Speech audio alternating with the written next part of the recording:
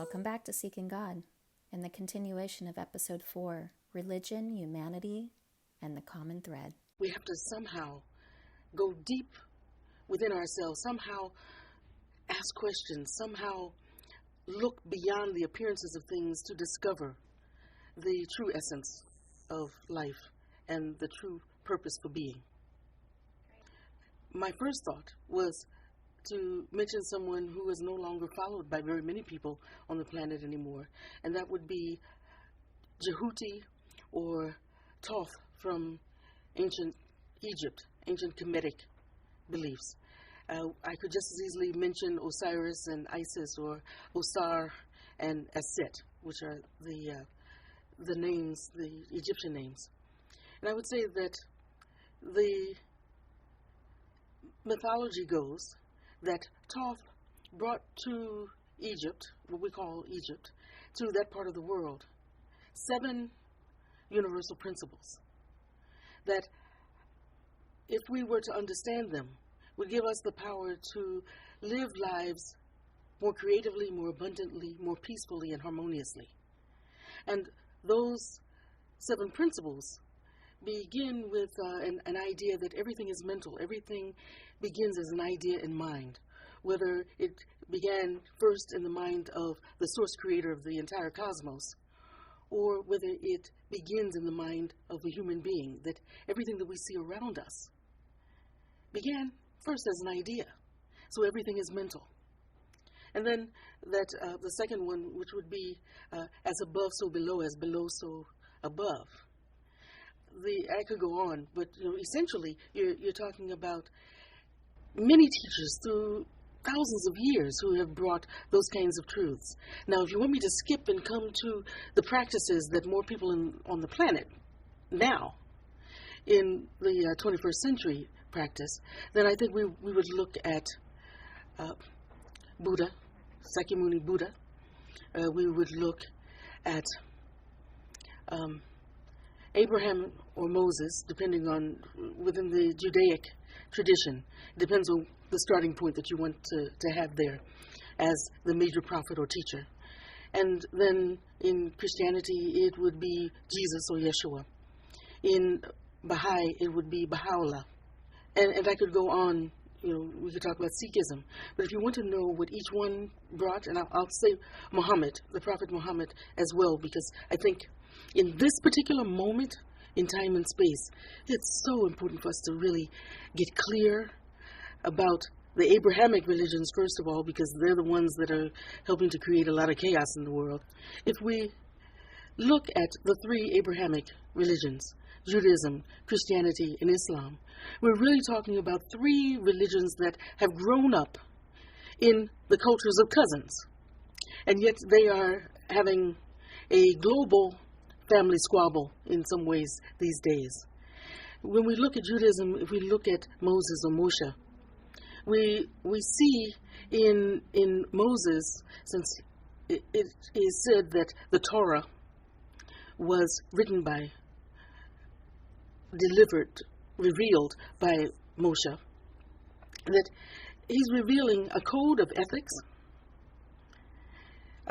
an understanding of creation and a relationship with the Creator, giving a sense of, when I say a code of ethics, you're talking about the 10 Commandments. You're talking about a code to live by that really is an extension of what Moshe probably learned as a high priest growing up in the house of Pharaoh in ancient Egypt, that there were 42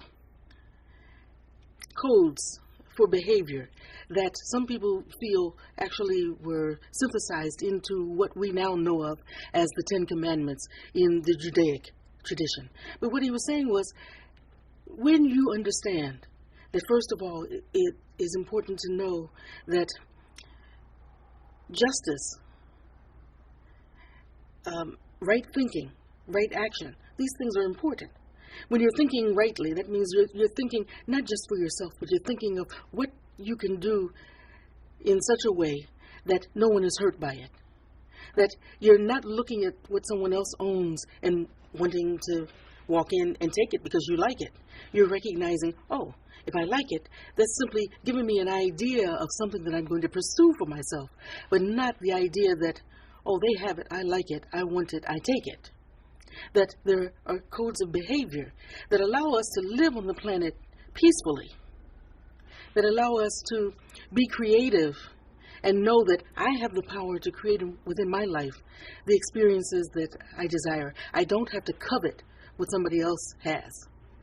I can simply use that as an example of what's possible. We look at Christianity, we look at Yeshua, the teacher example, and for some, Savior around whom Christianity emerged. And we recognize that as a Jewish man, he arose at a point where essentially what he was saying was, we are not the chosen people, we are the people who chose. And this teaching is for everyone. This is not something that is simply for one group of people. God is not partial to only one group of people. And so he expanded his ministry to include not just other Jews, but whoever had ears to hear. And the idea was to bring a message of liberation to people, to do the same thing that Moses had done for the Israelites in Egypt, to say, you have the right to be free. And there's a way to do it, that we can access the abilities within us to live our lives freely and abundantly. And the same message comes again with Yeshua, where he's saying, love is the ruling element here. We need a code of ethics, a code of moral behavior that is based on creating harmonious relationships, a code of behavior that is built on love. So it's essentially the same message. And you have, with the emergence of the Prophet Muhammad, you have him saying to people, look, we have to live in peace. I mean, the essential tenet of Islam is peace. Is to recognize that there's only one power, one presence, there's only one God, and that it is the source of everything that is, and that it is our responsibility to be in recognition of that, and to show that by praying 5 times a day, by 5 times a day, reminding ourselves, you know what, no matter what is in appearance in the world, no matter who in the world is telling me they're in power, no matter what government is present, that I take 5 times a day to remember, you know what, there really is no God but God. And so I'm not making another human being my God, saying that they have ultimate authority over what I can become, who I can be in this world. So with all 3 of them, the messages to me are about peace, they're about harmony, they're about love, and they're about how to live together with one another. I think the question really is, how do we bring peace between people who perceive themselves as different from one another? And it doesn't matter whether we're talking about the difference that has to do with skin color or language spoken or religions practiced. It's how do we bring people together in the recognition that there is more that is the same about us than different.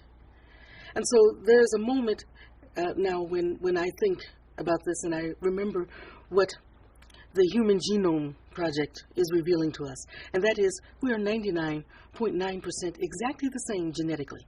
And it doesn't matter what the paint job is or what the texture is of what's covering the roof, what color the eyes are, the windows. It's 99.9% exactly the same. And that's an awesome thing that the geneticist really didn't expect to find. They expected to discover more differences.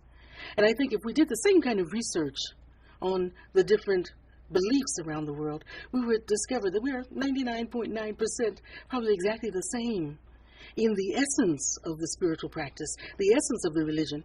Because if we are 99.9% exactly the same genetically, doesn't it stand to reason that we would all be pushed by the same inner urge to discover more about who we are and to find ways to live our lives more abundantly, more peacefully, more joyfully?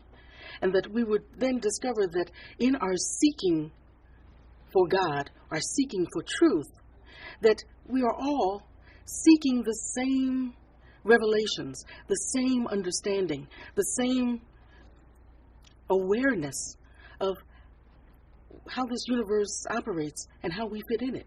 That's the quest for each and every one of us. And we begin to see what is the unifying element rather than what is the difference.